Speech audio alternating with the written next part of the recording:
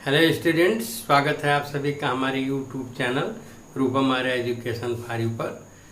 आज हम लोग हॉर्नबिल के first lesson the portrait of a lady by Khushwant Singh के विषय में जानकारी लेंगे। आज मैं आप लोगों को इसका हिंदी समरी बताऊंगा और वह हिंदी समरी आपको उस लेसन को समझने में काफ़ी हेल्प करेगी। ओके, तो फर्स्ट ऑफ ऑल आइए the portrait of a lady. Portrait का मतलब तस्वीर होता है और पोर्ट्रेट हम उसे भी कहते हैं कि जब हम किसी का तस्वीर चित्रों के बजाय शब्दों के माध्यम से खींचते हैं, अर्थात शब्दों के माध्यम से किसी की फिगर का डिस्क्रिप्शन करना भी पोर्ट्रेट कहलाता है। तो यहाँ the portrait of a lady यानी एक लेडी का तस्वीर, इसको खुशवंत सिंह ने लिखा है और इस लेसन में खुशवंत सिंह ने अपनी दादी के पोर्ट्रेट को पोर्ट्रेट किया है। दादी की तस्वीर इस लेसन में उन्होंने चित्रित किया है, अपनी दादी के विषय में बताया है। ओके, तो ये खुशवंत सिंह एक पंजाबी राइटर हैं और वह अपने गांव में अपनी दादी के साथ रहते थे। उनकी दादी काफ़ी 20 साल से लेखक उनको जानता था और जब से वो जानते थे खुशवंत सिंह, तब से वह उनको उसी समान दिखाई देती थी, यानी उनमें एज का कोई फ़र्क नहीं दिखाई पड़ता था, कोई परिवर्तन नहीं दिखाई पड़ता था। वह उनको 20 साल से भी वैसे ही दिखती थी। ओके, तो खुशवंत सिंह अपनी दादी के साथ में गांव में रहते हैं और इनके बाबा खुशवंत सिंह के बाबा की एक तस्वीर लगी हुई थी। वह बहुत बड़ी सी पगड़ी बांधते थे, लंबी दाढ़ी उनकी होती थी और इतनी लंबी दाढ़ी होती थी कि उनके चेस्ट को कवर करती थी। और जो इनकी दादी खुशवंत सिंह की, वह छोटे कद की थी, मोटी थी और थोड़ा स्लाइटली बेंट थी, हल्का झुकी हुई थी। सफ़ेद साड़ी पहनती थी, बिल्कुल एकदम पवित्र, जैसे हिमालय हो, बर्फ से ढका हुआ सफ़ेद दिखता हो, ठीक उसी तरह का ड्रेस लेखक की दादी का हुआ करता था, जिसका चित्रण उन्होंने इस लेसन में किया है। तो लेखक अपनी दादी के साथ में गांव में रहता है और लेखक के माता पिता शहर को चले गए हैं। वो शहर में रहते हैं और वहाँ शहर में मकान की तलाश कर रहे हैं अच्छे से सेटलमेंट के लिए। तब तक के लिए लेखक अपनी दादी के साथ गांव में रहता है। दादी इनकी बहुत ही धार्मिक प्रवृत्ति की महिला हैं और वह हमेशा जप की माला लिए रहती हैं और प्रार्थना किया करती हैं, ईश वंदना किया करती हैं। लेखक का वह पूर्ण रूप से संरक्षिका हैं गांव में। लेखक को स्कूल जाने के लिए तैयार करती हैं, खिलाती पिलाती हैं और उसकी जो वुडन स्लेट है यानी तख्ती, उसको खूब साफ करके प्लास्टर करके और चाक कलम वगैरह सब दे करके स्कूल उसके साथ जाती हैं। इससे पहले उसको खूब शुगर और मक्खन लगा हुआ बासी रोटी खिलाती हैं और खिलाने के बाद में खुद भी खाती हैं और लेखक के साथ में वह उसके साथ स्कूल जाती हैं। ओके, वहाँ पर गांव के स्कूल में लेखक सीखता है, पहले प्रार्थना करता है, सुबह का प्रार्थना सीखता है, फिर अल्फ़ाबेट सीखता है। तब तक की दादी वहाँ पर मंदिर में बैठ करके ईश्वर की प्रार्थना करती हैं और जब लेखक का स्कूल ख़त्म हो जाता है तब दादी वहाँ से चलती हैं और वहाँ पर जो गांव के कुत्ते होते थे उनको जो कुछ बासी रोटी ये ले जाती थी उनको खिलाती थी। तो इस प्रकार की पूरी दिनचर्या लेखक का दादी के साथ था जब वह गांव में रहती थी। पूरा देखभाल करती थी, बहुत ही धार्मिक प्रवृत्ति की महिला थी इनकी। अब होता क्या है, इनकी दादी गांव से जब इनके माता पिता गांव में इन लोगों को छोड़कर चले गए थे, तो वो शहर में जब गए थे तो वहाँ पर उन्होंने मकान खोजा, अच्छे से सेटिल हो गए। फिर सेटिल जब हो गए तो वह लेखक को यानी खुशवंत सिंह को और इनकी दादी को शहर लेकर के गए। अब जब शहर में पहुंच गया लेखक अपनी दादी के साथ, तो शहर का माहौल कुछ दूसरे तरह का था, पर्यावरण दूसरी तरह का था। अब वहाँ पर लेखक स्कूल जाता है, स्कूल बस से जाता है, दादी साथ में स्कूल नहीं जा पाती हैं। ओके। और फिर गांव जैसा माहौल वहाँ नहीं मिलता है। गांव में जैसे वो कुत्तों को खिलाती थी, धार्मिक प्रवृत्ति की थी, ओके, तो ये शहर में ये स्थिति उनको नहीं मिल पाती है। फिर दादी क्या करती हैं, वहाँ पर प्रार्थना करती हैं और धीरे धीरे लेखक का और दादी का जो संबंध है, कनेक्शन है, धीरे धीरे कम होता जाता है। तो लेखक वहाँ पर अब प्रार्थना नहीं सीखता। इस शहर में ईश्वर से संबंधित कोई लेसन्स वहाँ नहीं होते। वहाँ पर वो साइंस सीखता है, ज्योग्राफी सीखता है और मैथमेटिक्स सीखता है, अन्य विषय सीखता है।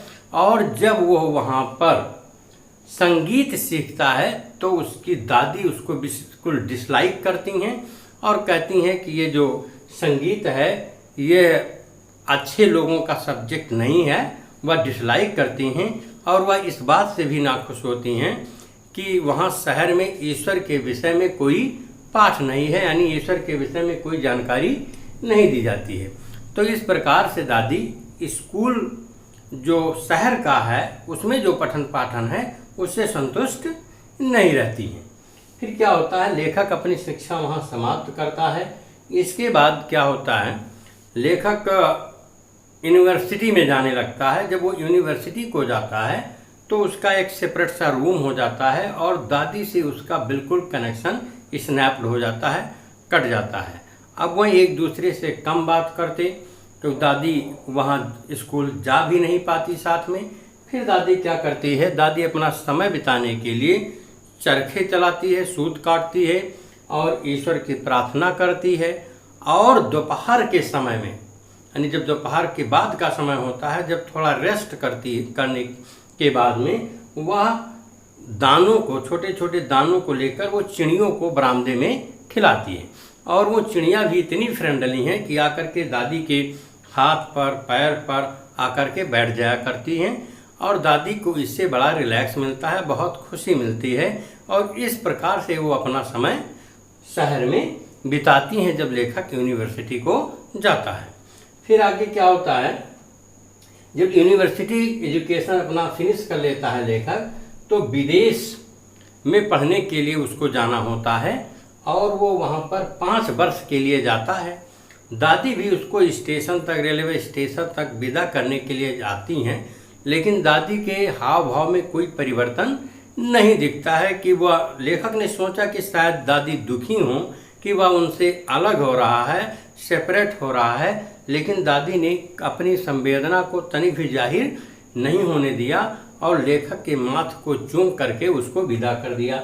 लेखक गया वहाँ 5 साल की शिक्षा जब पूरा करके वापस लौटता है, तब दादी उसको रिसीव करने के लिए फिर रेलवे स्टेशन को जाती हैं और वहाँ पर लेखक से वो मिलती हैं और कोई भी परिवर्तन लेखक को उनके उम्र पर नहीं दिखाई देता है। जैसे वह सफ़ेद ड्रेस में और झुर्रियादार चेहरा, छोटा मोटा झुका हुआ कद और हमेशा ईश्वर का नाम अपनी रोसरी से जपमाला से जपते रहना, ये सब चीज़ें उसको जब वो पकड़ती हैं, मिलती हैं, इसके बावजूद भी किया करती हैं।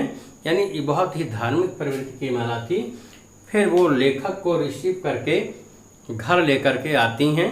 तब जब लेखक घर पहुंचता है जिस दिन, उस दिन दादी जो है कोई पूजा पाठ नहीं की, कोई वंदना नहीं किया। ओके, आकर के उन्होंने क्या किया है, अपने पास पड़ोस की सभी महिलाओं को इकट्ठा किया है और लेखक के आगमन का स्वागत उन्होंने एक नए अंदाज में किया। उन्होंने एक पुराना सा ढोल लिया और उसको खूब बजाया और जो वॉरियर्स बैक, यानी जो योद्धा होते हैं जैसे वापस आते हैं अपने देश को, वैसे इन्होंने वॉरियर्स कमिंग होम का गीत गा करके खूब ढोल बजाया। और ढोल इतना बजाया कि लेखक कहता है कि उसने पहली बार ऐसा देखा कि उनको थकावट नहीं आ रही थी और कहीं वो थक न जाएं, ये रोकने के लिए या इससे बचाने के लिए लेखक उनको रोकना चाहा, लेकिन वह मानी नहीं। वो काफ़ी देर तक ढोल को बजाती रहीं। और फिर क्या हो, उस दिन पहली बार लेखक ने देखा कि दादी ने कोई प्रार्थना, कोई पूजा पाठ नहीं किया था। फिर क्या होता है, दादी, जब लेखक विदेश में रहता था तो दादी केवल 3 कार्य करके अपने समय व्यतीत करती थी। एक तो स्पाइनिंग करती थी, चरखा चलाना सुबह से शाम तक, फिर बीच में पक्षियों को दाना खिलाना और फिर प्रार्थना करना। ये 3 उनकी दिनचर्या हुआ करती थी। जब लेखक का जब वो स्वागत करती हैं तो थोड़ा बीमार हो जाती हैं। फिर अगले दिन नेक्स्ट डे क्या होता है, नेक्स्ट डे दादी को ऐसा लगता है कि वह अब सरवाइव नहीं करेंगी और आगे शायद वह जीवित ना रहें, इसलिए वह किसी से बात नहीं करती हैं और बिस्तर पर लेट जाती हैं और अपने हाथ में माला लेकर के उसको जपा करती हैं। और जपते जपते क्या होता है, उनका जो ओंठ है, लिप्स, उनके ओंठ का चलना धीरे धीरे रुक जाता है और वह अपना अंतिम सांस ले लेती हैं। ओके, तो कस्टमरी लेखक क्या करता है, उनको सुबह के समय ये स्थिति घटित होती है, उनको उनके कमरे से बाहर बरामदे में निकाला जाता है और लेखक, उनकी माँ और उनके परिवार के सदस्य दुख संवेदना व्यक्त करते हैं। इसके बाद उनकी अंत्येष्टि की तैयारी या व्यवस्था में लग जाते हैं और इनकी डेड बॉडी को कमरे के सामने रखा जाता है बरामदे में। और वहीं पर सैकड़ों पक्षियाँ, जिनको ये रोज़ फीड किया करती थी, वही आती हैं और इनके डेड बॉडी के चारों तरफ इकट्ठा रहती हैं। वो भी कोई आवाज़ नहीं करती हैं, जैसे उनको भी एहसास हो गया हो कि अब मुझको फीड करने वाला नहीं रह गया है। फिर क्या होता है, वो बहुत दुखी रहती हैं पक्षियाँ। और जब पूरी तैयारी करने के बाद लेखक और इसके माता पिता डेड बॉडी को ले जाने को होते हैं, तब वह संपूर्ण पक्षियाँ भी साथ में उड़ती हैं और उड़कर चली जाती हैं। जब दादी नहीं रह गई तो बीच में थोड़ा आप आ जाएं कि जब दादी नहीं रह गई तो इनकी लेखक की माँ ने सोचा कि लाइए इनको कुछ दाना मैं ही डाल दूं, लेकिन वह पक्षियाँ इतनी दुखी थी कि इनकी माँ के हाथ का डाला हुआ दाना उन्होंने छुआ नहीं। तो इस प्रकार से पक्षियों ने भी अपना दुख और संवेदना दादी के न रहने पर व्यक्त किया और जैसे दादी के डेड बॉडी को लेकर ये लोग जाने लगे, वैसे ही पक्षियाँ भी उड़ी और चली गईं।